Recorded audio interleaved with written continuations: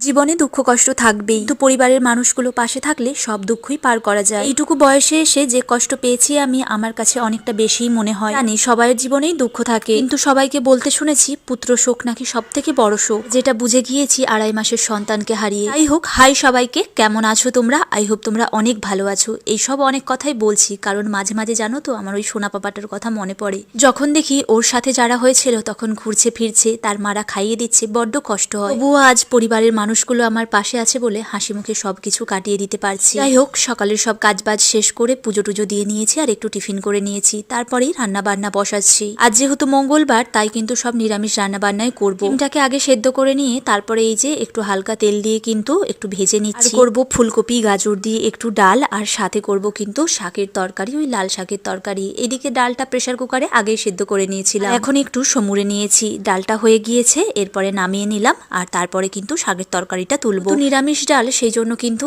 একটু ঘি আর গরম মশলা গুঁড়ো দিয়েছি, বেশ ভালো লাগে। তারপরে শাকের তরকারিটা তুলে দিয়েছি, আর এই যে তারপরে কিন্তু আমাকে যেতে হবে মায়ের বাড়িতে, কারণ বাবাকে স্নান করানোর আছে। বাবার হাতের অবস্থা যেহেতু ভালো নয়, সেই জন্য প্রায় যেতে হয়। হোক, তারপরে বাবাকে স্নান করিয়ে এদিকে একটা মিষ্টি নিয়ে খেতে বসে গিয়েছিলাম।